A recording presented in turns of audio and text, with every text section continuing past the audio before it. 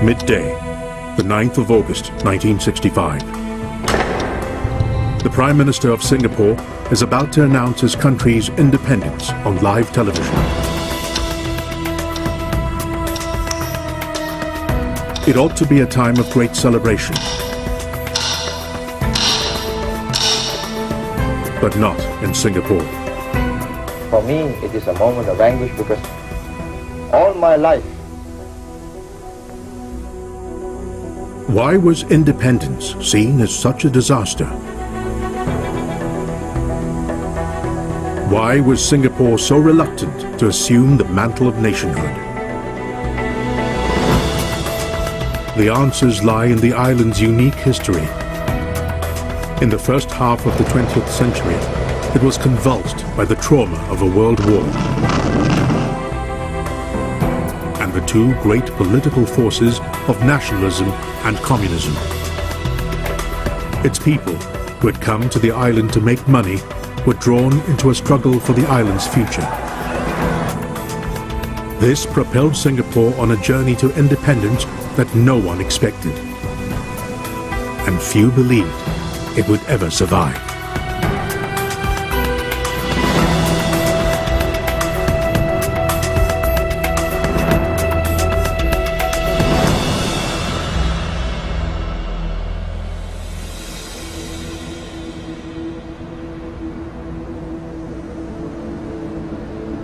The idea that Singapore could become an independent nation-state was inconceivable 100 years ago. By 1900, Singapore's port had made it one of the most cherished outposts of the British Empire. In just 80 years, it had been transformed from a swampy jungle clearing into the world's 7th busiest harbour. The British had created the boom town, and their right to rule went unquestioned. Indeed, many local businessmen and community leaders openly helped the British with the day-to-day running of the colony. In July 1901, some of them were invited to Singapore's town hall for the social event of the year. The local elites typically came from Malay, Indian and Chinese families.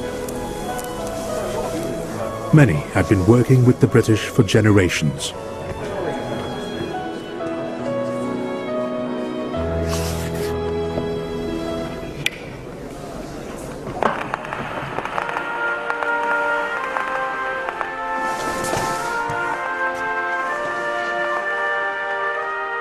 These people were very happy to be of service to the British because they didn't expect to take over or to be leaders.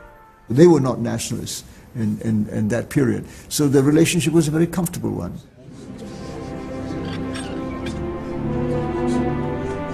The wealthy and well-connected had gathered to watch the first ever cine-film to be shown on the island.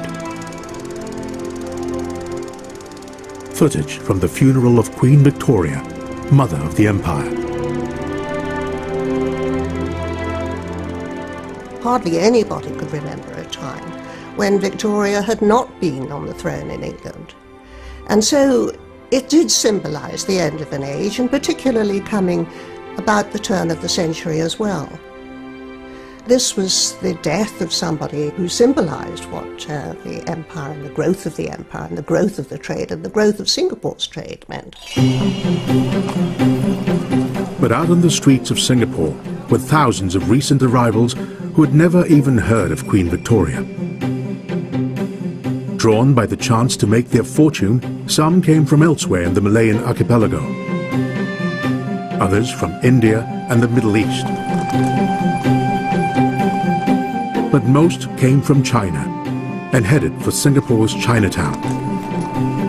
It was here that the island's unlikely journey to independence would begin.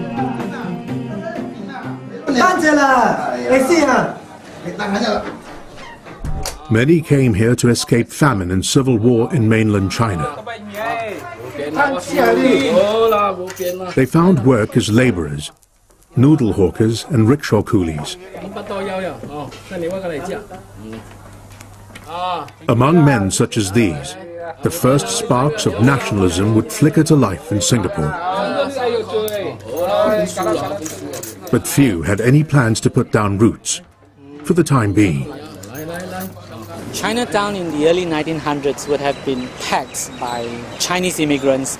Their allegiance was not to Singapore. Singapore was a workplace. Their allegiance was to their hometown or home villages in China. Despite this, by 1900, the number of Chinese swelled to a level that has remained unchanged to this day. Racially, Singapore was nearly three-quarters Chinese. But geographically, it was an island at the heart of the Malay world. In the turbulent decades ahead, people would be forced to question their loyalties. Where was home? China, Malaya, or Singapore itself?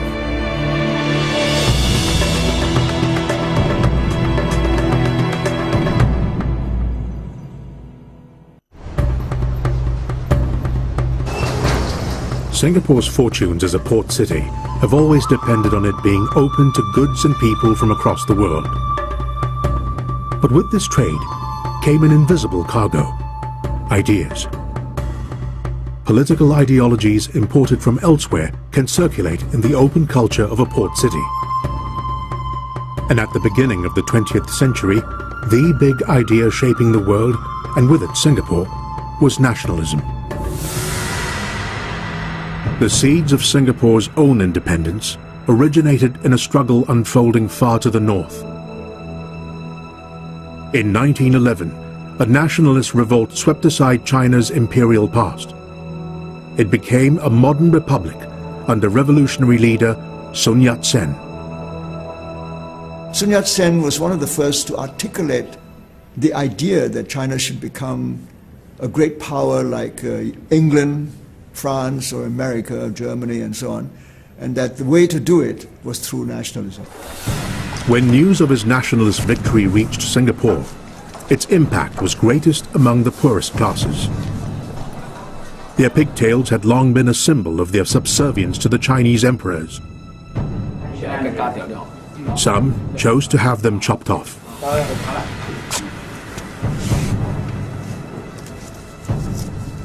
Wearing pigtails on the streets of Chinatown was no longer safe.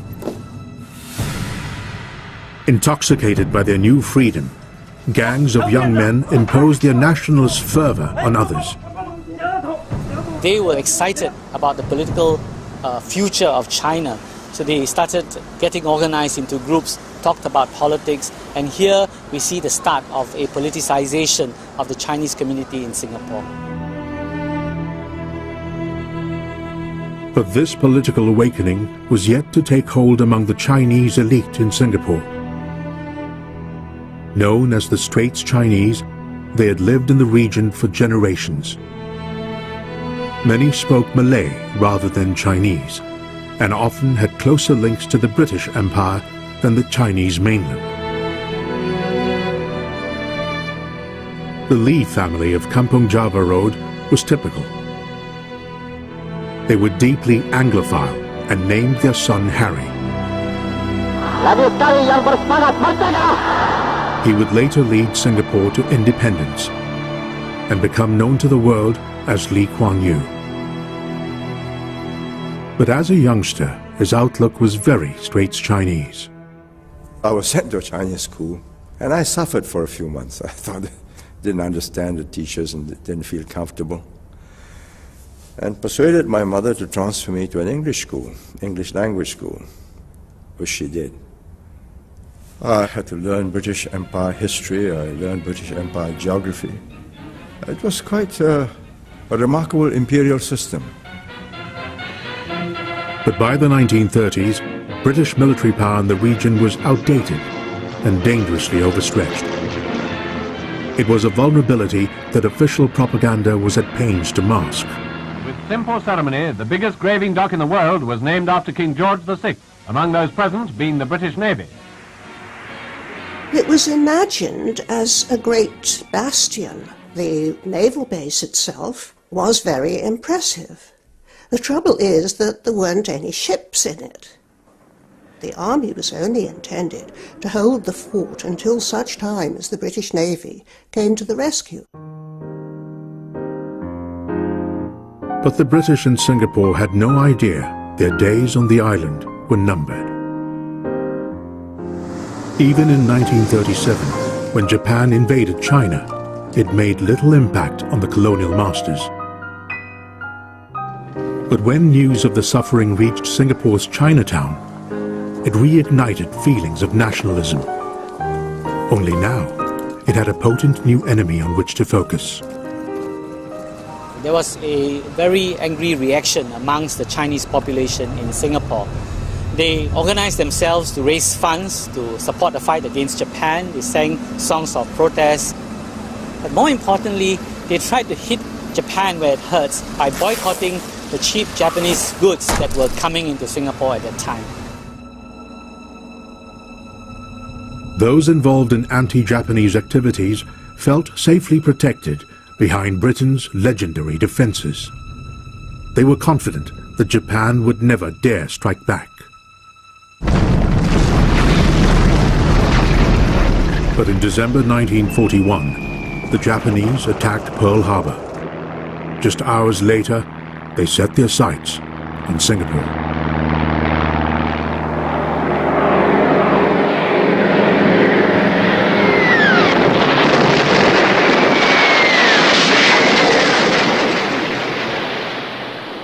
I was in the dormitory about 4 or 5 o'clock in the morning. The bombs dropped. And the war had begun.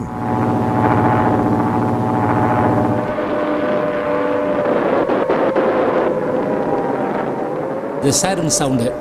I ran out to the field, wanted to see the aeroplane. Very excited about it. It was the first time. I could hear the sound of the engine.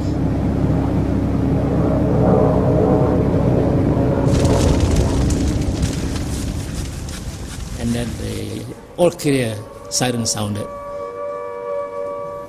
I saw the house crumble down because of the bomb. I saw people lying on the street, those who died, those who were injured, and all the paramedics were there trying to assist those who were injured, to carry them to hospital. It was a gruesome sight.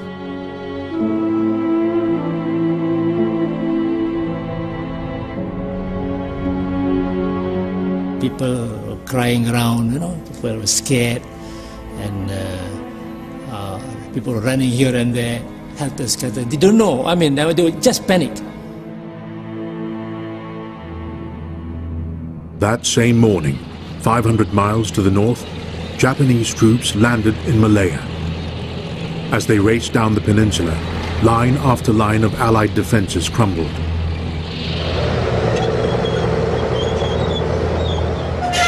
With the Japanese closing in on Singapore, a decision was made by the island's governor of great symbolic importance. Arms were issued to the Malay, Chinese and Indian communities. Men who just weeks before had been hawkers and rickshaw coolies stood as the equals of the British. They prepared to die in defence of an island which few until then had truly thought of as home. Singapore braced itself for the Japanese onslaught.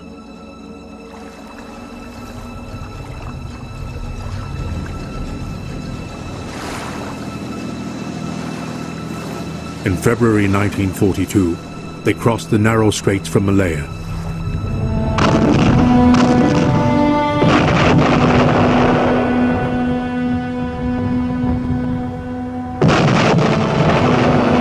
The island's defenders were outgunned, outmaneuvered, and overwhelmed. More than a century after Raffles first raised the Union Jack over the island, the British surrender was undignified and unconditional. The fall of Singapore was of enormous symbolic importance to the British and to everybody else. That this was something that was absolutely unexpected was a tremendous psychological shock. The Japanese were quick to make a public example of the island's former masters. From City Hall, the prisoners of war were forced to walk to Changi prison. The Japanese told us village folk to stand by the roadside in order to shame the white men who had once been the big masters, the managers, bosses, important people. Now they had become the small people, slowly. The white men had fallen, the Japanese had risen.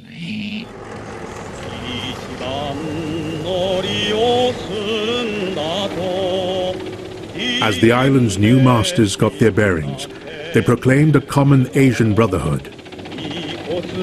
They wanted Singapore's Malays and Indians to become loyal subjects of the Japanese emperor. But for those who had dared oppose Japan's invasion of China, they had something altogether different in mind. The Chinese of Singapore would be singled out for punishment so brutal, it would change the course of the island's history. Chinese males from every walk of life were taken to screening centers across the island. A process of purging, suk ching, was underway. One of those brought in was 19-year-old Harry Lee. They allowed us to come out, line after line, and there would be some, I suppose, their informers, and then some were taken aside. They asked me to leave the pack, to join a certain group, where other young men were going. I felt unease. I said, oh, this is bad, because I was a tall, lanky youth. I said, oh, they must think that I'm a soldier, and I wasn't. So I said, would you mind if I go collect my things? So they said, yes, go ahead. So I ran back and laid low. The new masters were determined to root out those who had been involved in anti-Japanese activities.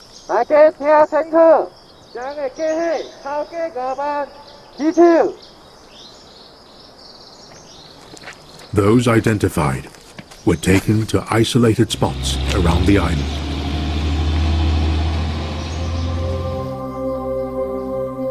As a young boy, Muhammad Anis lived in a village near one of the sites. From the back of my house, I could hear the noise of trucks, making me think, is there more fighting breaking out?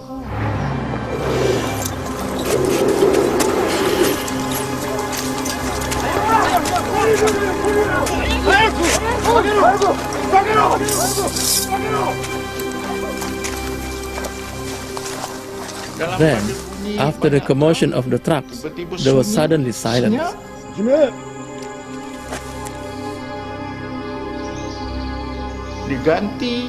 The silence was followed by the sound of gunfire.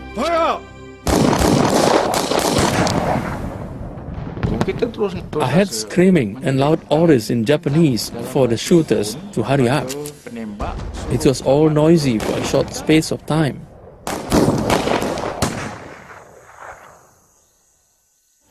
Then silence.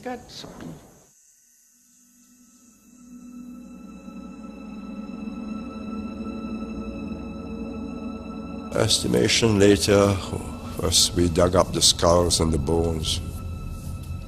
Somewhere between 50,000 to 100,000 young men, Chinese.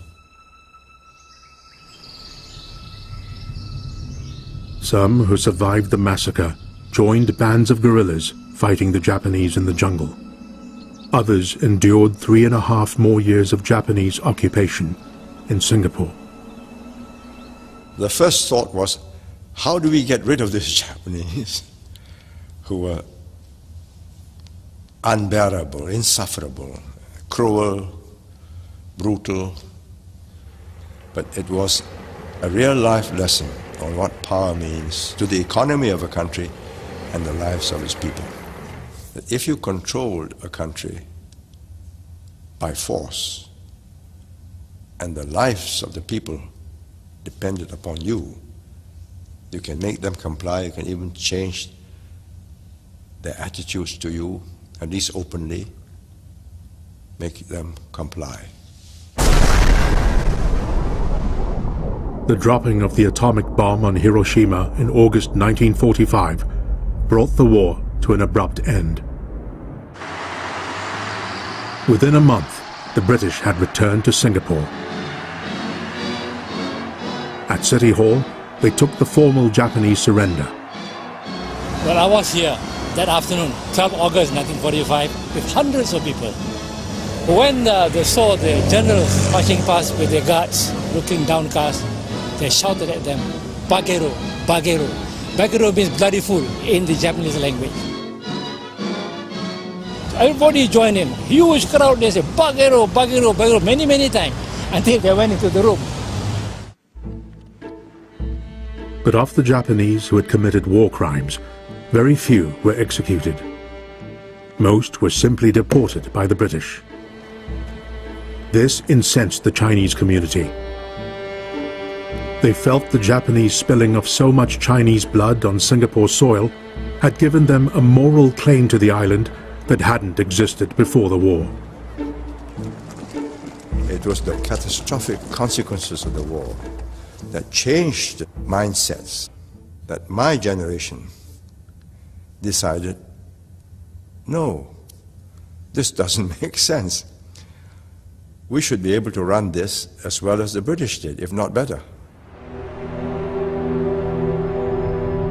Exhausted and impoverished by the war, Britain had lost its appetite for empire.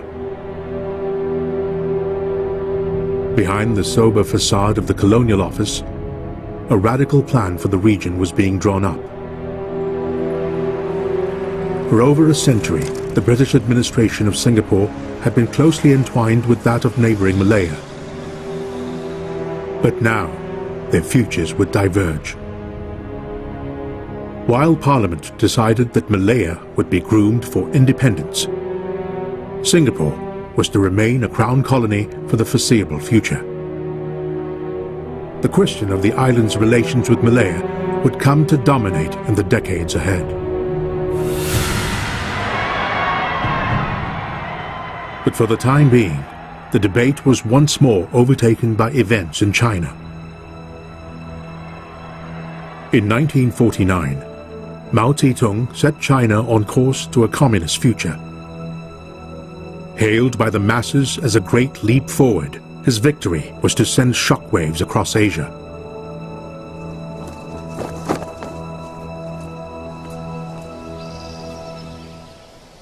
By the early 1950s, communism had come one step closer to Singapore. In the jungles of Malaya, Chinese guerrillas, who had fought the Japanese during the war, had set their sights on the British. A costly, low-level war ensued. It was not long before communist agitation spilled over into Singapore itself. Flames consumed the great Eco rubber factory in Singapore, marked for sabotage in recently captured plans of the Malayan Communist Party. An ideological clash between communism and capitalism was set to engulf Singapore in the decade ahead.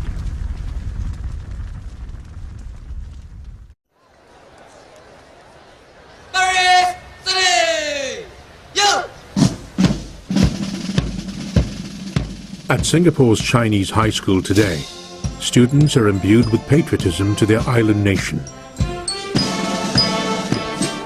But under the British in the 1950s, the Chinese education system was completely separate from that of the island's masters. From the ranks of Chinese High, young idealists would emerge, imbued with the communist teachings of Chairman Mao. Two in particular stood out. In my class was a boy named LİCH. I was very impressed when I first met him because he was very courteous and truly sincere. China's recent successes left a very deep impact on us. Both of us were strongly against colonialism. By now, the British had committed to introducing democracy.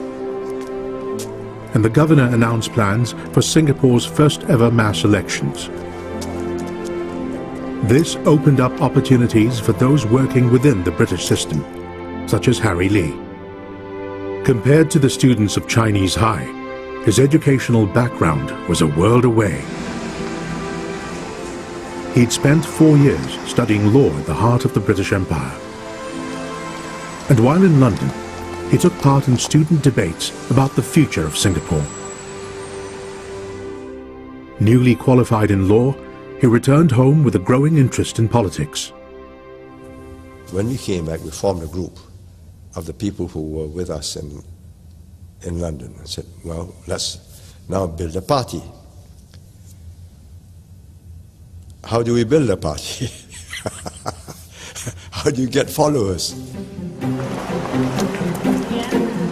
To win an election in Singapore, now as then, winning the support of the island's overwhelming majority, the Chinese-speaking masses, is essential. And the way to do it is through addressing key issues such as income, housing and jobs. In the 1950s, the loyalty of the masses was not to the graduates of British universities. It was to the trade unions campaigning to protect their interests. Two of the most powerful union leaders were Lim Chin Siong and his friend from school, Fong Swee Swan. We were very disciplined and were willing to make sacrifices. The advantage of a Chinese education is that we were full of ideals and were determined to reform society. To anyone aspiring to political office, the support of trade union leaders was essential. Harry Lee had already made a key symbolic gesture by adopting his Chinese name in public, to become Lee Kuan Yew. Now he started meeting with Fong, Lim and other union leaders. In the building where film of Queen Victoria's funeral had once been shown, a new political party was launched in November 1954, the People's Action Party. The Victoria Memorial Hall was where the PAP was born. In a way, it was a coming together of two disparate groups of people, an English-educated group of moderates and a Chinese-educated group of militants, both having the same objectives of wanting to achieve self-government and eventual political independence for Singapore. The PAP had brought together the English and Chinese-educated into a marriage of convenience. But in the elections of 1955, cracks in their relationship would already start to appear. Lee Kuan Yew led the PAP's campaign. But on the left of the party was a rising young star who threatened to eclipse him, Chinese-speaking Lim Chin Siong. Modest, soft-spoken, quiet. But after we got going, he was a powerful Hokkien speaker. Charismatic is the word they would use today. Lim Chin Siong was definitely a lady's idol. I remember some women wanted to find a photo of him and have it as a keepsake. It was quite obvious that I was not the crowd puller, nor my English-educated friends, that he was. Although both Lim and Lee won their seats, the election victory went to the Labour Front, led by the passionate anti-colonialist David Marshall. The PAP became the main opposition party. But the PAP radicals found the parliamentary process slow and cumbersome and came up with an alternative plan. Fong Swee Swan was leader of a bus workers' union. In May 1955, he called for a strike that would tear the PAP apart. That day, about 5:45 in the morning, the company sent out 3 or 4 buses. The strikers moved forward to try and stop the buses from reaching the road. The police came in with water hoses to spray at the strikers. You can imagine, with the ride lasting so many hours and with thousands involved, even the police lost control. The bus riot was followed by more waves of violence that whipped up public support for the radical wing of the PAP. Lee Kuan Yew saw what the left-wing pro-communists in his party were capable of. They had infiltrated the trade unions, they were prepared to take direct action, mobilize the ground. But at the same time, he realized that he could not alienate them from the party because they had direct access to the grassroots supports upon which the PAP was dependent. I was quite clear on which side I was on. The question was, how do I stay faithful to my beliefs and not be seen by the grassroots supporters that I am betraying my fellow party workers? That was my problem. For the moderates, hope lay with the British, who were still in charge of internal security in Singapore. Threatened by the direct action of the radical left, they had declared communism illegal. One of many under suspicion was radical leader LİCH SLO. Giving a rare interview at his union headquarters, he confronted accusations. I'm sick to answer this question. This is not the first time I'm being asked the same question. And I'm not going to spend the rest of my life to answer this question. I tell you categorically, I'm not a communist.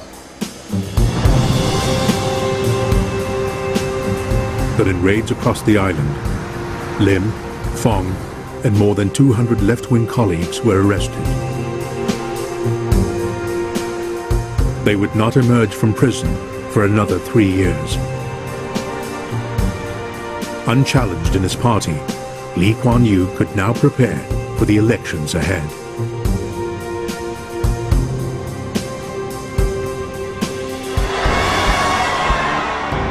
In June 1959, the PAP swept to power on a tide of mass support.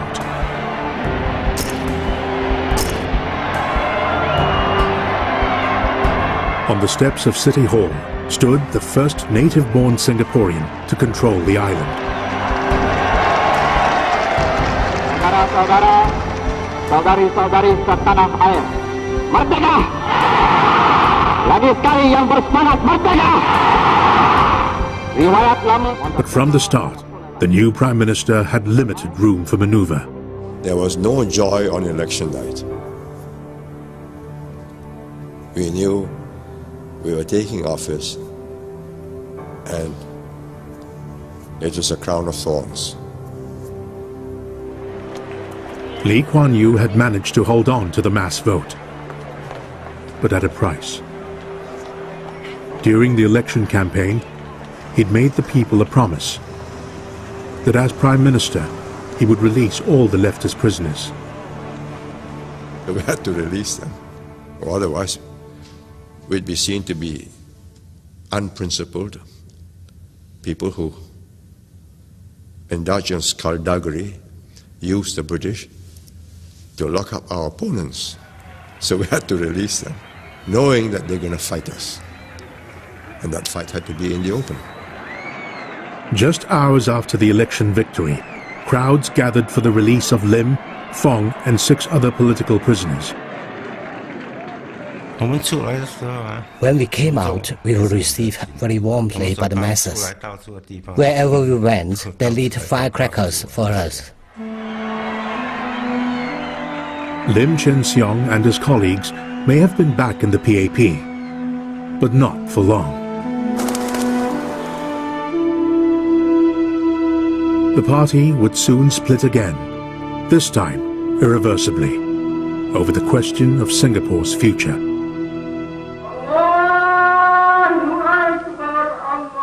170 years of British protection have brought Malaya peacefully to the point where she is ready to manage her own affairs.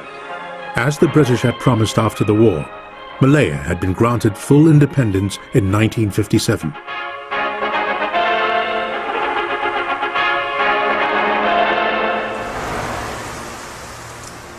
But Singapore remained a colony. Its new Prime Minister had promised to break free from the British Empire. He believed it could only become independent if it was in a political union with its huge neighbor to the north. But there was a problem. Malaya's leader, Tunku Abdul Rahman, didn't want to upset the existing demographics. Merdeka!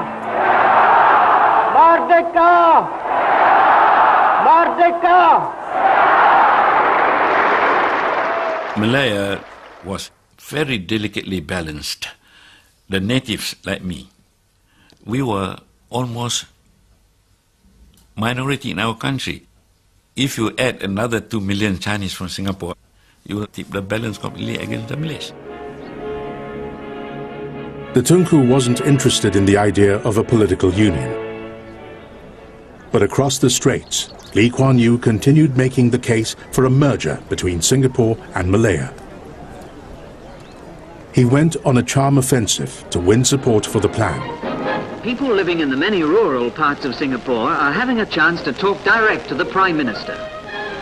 Prime Minister Lee Kuan Yew has covered a large part of the island, talking, questioning and listening. Merger, stability, security, economic development.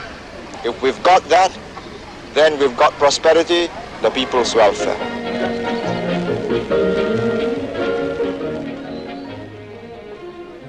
For the radicals in his party, it was all too much. Their dreams of turning Singapore into a pro-communist stronghold would be destroyed by any merger with Malaya.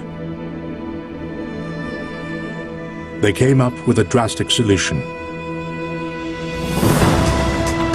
In July 1961, Lim Chin Siong led a mass defection from the PAP. Setting up the far-left Barisan Socialist Party, he campaigned passionately against merger. With the masses flocking to the new banner, the PAP faced total collapse. We are quite confident if there is a general election, we can beat the government. Well, whether we beat the government, no, but I'm sure the government will be defeated. I'm quite confident for that. We can wait for that. The radical leftists stood a real chance of unseating Lee Kuan Yew from power. With elections imminent, 3 unlikely bedfellows were brought together by the fear of Singapore becoming a pro-communist enclave. The British colonial rulers, the anti-colonial Chinese Prime Minister, and the Malay leader suspicious of Chinese intentions. The Tunku reluctantly conceded that Singapore could merge with Malaya, but only when unfinished business with the leftists had been taken care of. In January '63, Tunku decided that he wanted them locked up before he took over. He wanted the burden to be carried by the British. And I said, let's wait until after merger. Tunku says, no, we arrest them now, or there will be no merger. A final showdown with the pro-communists was imminent. We had this premonition that sooner or later we would all be detained. It was after 12 midnight. I was in Singapore's Norfolk Road. There was an intense knocking at the door. When I opened it, standing in front of me was my neighbor. He had come to arrest me. He apologized profusely, and I said it was all right. He was just carrying out his duties. More than 100 left-wing radicals were arrested during Operation Cold Storm, and rioting broke out in protest. But Fong Swee Swan and Lim Chin Siong would remain in political cold storage for the rest of the decade. After attempting suicide, Lim was later sent into exile. Lee Kuan Yew had fulfilled his dream of steering Singapore out of the British Empire and into a merger with Malaya. In September 1963, a new country was born. The S and the I from Singapore were inserted into Malaya to form Malaysia.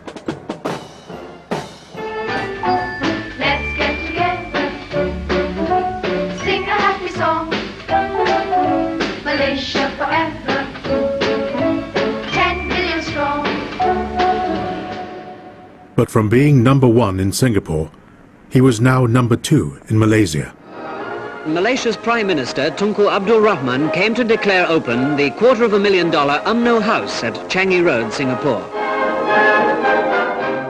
The Tunku had a very simple method of reminding everybody who is in charge. So the photographs, the protocol, the solid phalanx of Malays, and a few Chinese and Indians at the periphery. Later, Tunku signed the visitors' book, assisted by several charming Malay film actresses. They got along very well at first, but I think Lee Kuan Yew eventually became almost a pest to Tunku. Keep on asking these concessions, and with the Malays, especially with the royal, they don't like people to keep on irritating them.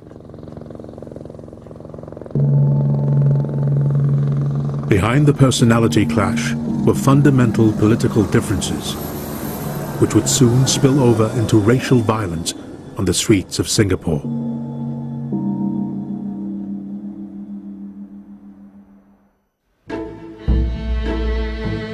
For the Tunku, merger with Singapore had created a dilemma. The island's industrious Chinese brought much-needed wealth to his country, but they also threatened to overwhelm Malay political power. So he ensured the rights of his fellow Malays were protected in Malaysia's constitution. We didn't make any demand of Singapore. We said, look, you are part of Malaysia, you behave like one, like all the rest of the states. Singapore was one of the 14 component states, but Singapore was behaving like the prima donna among this, almost with a nation within a nation. Members of the multiracial PAP leadership opposed the idea of special rights for Malays. They demanded that all Malaysians should be treated equally, whatever their race. The most potent symbol of the PAP's multiracialism was Othman Wok. A Malay who had been to school with Lee Kuan Yew, he was now a minister in his cabinet. In July 1964, he was taking part in a religious procession. I was leading a PAP Muslim members contingent, about 70 people. I saw Malay youth attacking onlookers on the roadside, Chinese onlookers. And I saw a Chinese old man on a bicycle who was pulled down, he was beaten up, and the bicycle thrown into the river.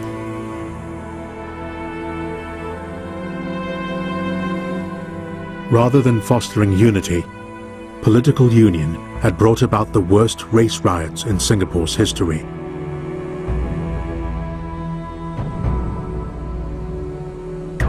By August 1965, the Tunku decided Malay-Chinese relations were beyond repair.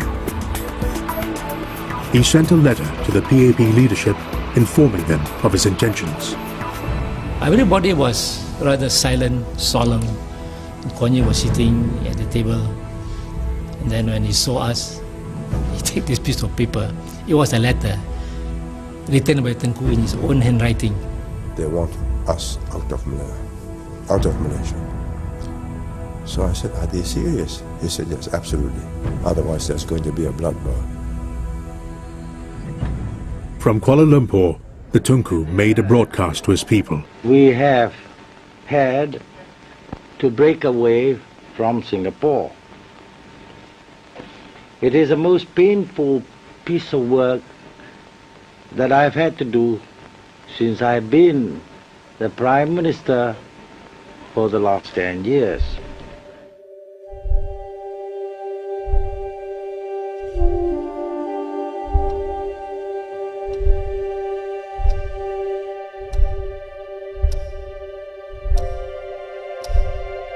Singapore's path through the 20th century had been traumatic.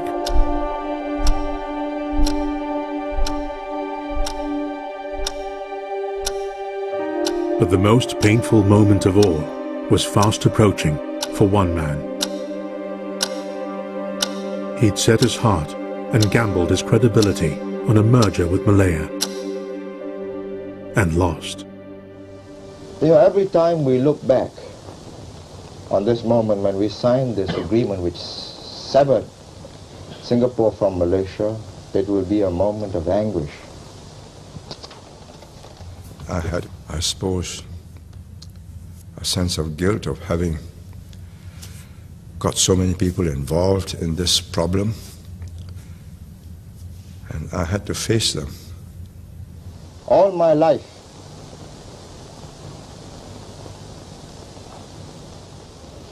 the feelings welled up. It was a difficult emotional problem.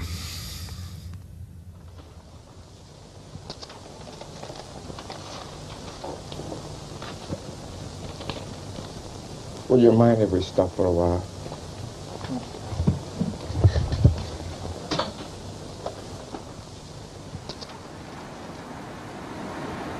Traumatized by the collapse of his dreams, Lee Kuan Yew took refuge in a bungalow retreat far from his seat of power. The reason was really to get away into a different atmosphere, watch the sea, and ask myself, what do we do now? Singapore's journey to independence was over. But how would it fare in the turbulent decades ahead?